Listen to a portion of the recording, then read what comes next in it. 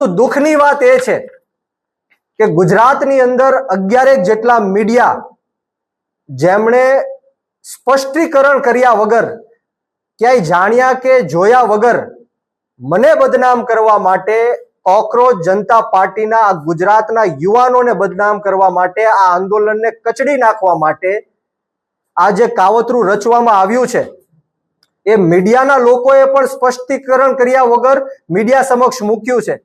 એ media કર્મીઓને મારી નમ્ર અપીલ છે, વિનંતી છે, એક રિક્વેસ્ટ છે કે તમે તાત્કાલિક ધોરણે અમને જાણ કરો કે આ ઓડિયો તમારી પાસે ક્યાંથી આવ્યો, તમને કોણે આ ઓડિયો મોકલ્યો. શું હર્ષ સંઘવી આ ઓડિયો તમને મોકલ્યો?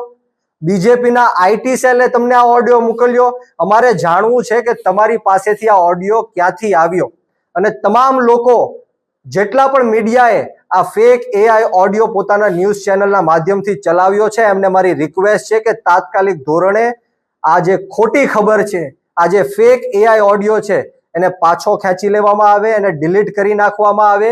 બીજી બાજુ અમને જણાવવામાં આવે કે આ ઓડિયો તમને કોણે મોકલ્યો છે, નહીતર આવતી 24 કલાકમાં, આવનારી 24 કલાકમાં હું લીગલ એક્શન પણ લેવાનો છું. હાઈકોર્ટ અને સુપ્રીમ કોર્ટ સુધી જવું પડે તો પણ અમારી જવાની તૈયારી છે.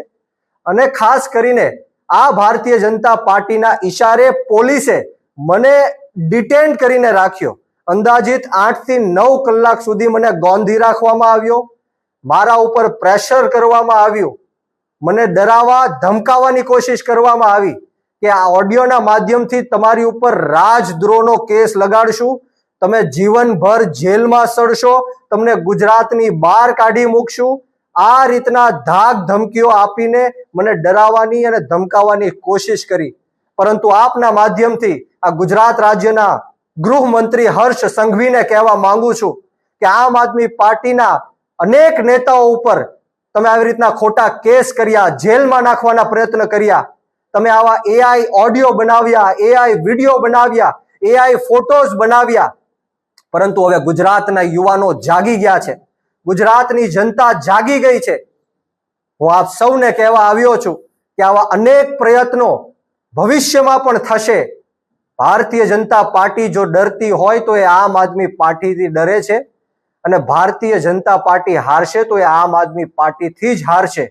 એ ખ્યાલ હર્ષ સંઘવીને આવી ગયો છે, એટલા માટે આવા કાવતરો રચવા પડે છે. હું એમને કહેવા માંગુ છું કે આવા કાવતરો કરવાથી આમ આદમી પાર્ટીનો કાર્યકર્તા હોય કે નેતા હોય, કોઈ ડરવાનો કે ગભરાવાનો કે ધમકાવવાનો નથી. અમે તમારી આ તાનાશાહી અને હિટલરશાહી સામે આવનારા દિવસોમાં ખૂબ મજબૂત